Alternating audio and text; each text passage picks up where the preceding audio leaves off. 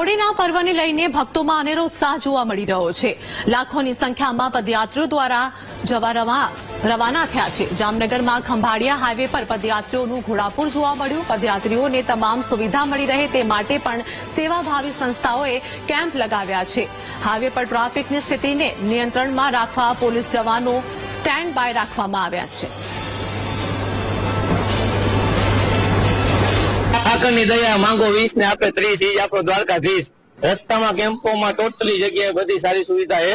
નાવા બાવાથી લઈને જમવા બવવાની ટોટલી બધી સારી સુવિધા છે। આપણે તંત્ર દ્વારા કેવી વ્યવસ્થા કરવામાં આવી? તંત્ર દ્વારા એ બધે ઇજારામાં પોલીસ વાળાને ઉભા રાખવામાં આવ્યા છે કે શું એક્સિડન્ટ ને એવું ન થાય એ માટે તંત્ર દ્વારા એ સારી સુવિધા છે। 30 40 માણા અમે 30 વર્ષથી નીકળીશું અને અમને બધું મોટ સગવટા નથી, અત્યારે ફૂલ સગવટા છે। 30 વર્ષ પહેલા તો સગવટા આટલી નતી, અત્યારે તો ફૂલ। ના નથી લઈ ગયો પહેલા આવી છે બહુ મસ્તીની। લોકડાઉન માં અમને ભગવાન હમા આવી ગયા હતા, અમને ઘેરે ખાવા લઈ ગયા ગ્રાવટી વાળા અને અમને મોજ કરાવ્યા, રાંધી સિંધી ખવડાવીને રમાડ્યા મૂકી। નામાં બહુ શાંતિથી અમે ઠેકથી રહેલા જઈશ। 30 40 માણા અમે 30 વર્ષથી નીકળીશું અને અમને બધું મોટ સગવટા નથી, અત્યારે ફૂલ સગવટા છે। 30 વર્ષ પહેલા તો સગવટા આટલી નથી, અત્યારે તો ફૂલ। ના નથી લઈ ગયો પહેલા આવી છે બહુ મસ્તીની।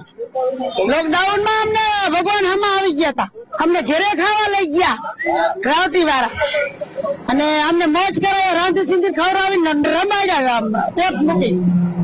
નામાં બહુ શાંતિથી અમે ઠેકથી રહેલા જઈશ। જામનગર થી આવી જાઉં છું। નિર્મળા બેન મારું નામ છે, નાત નામે બારોટ છે અને 30 વર્ષથી અહીં ચાલીને આવું છું। 35 વર્ષ માતા मध्ये આવી છું। રસ્તામાં વ્યવસ્થા બહુ સારી છે। હું જમતી નથી, હું ઠંડો પીને આવું છું।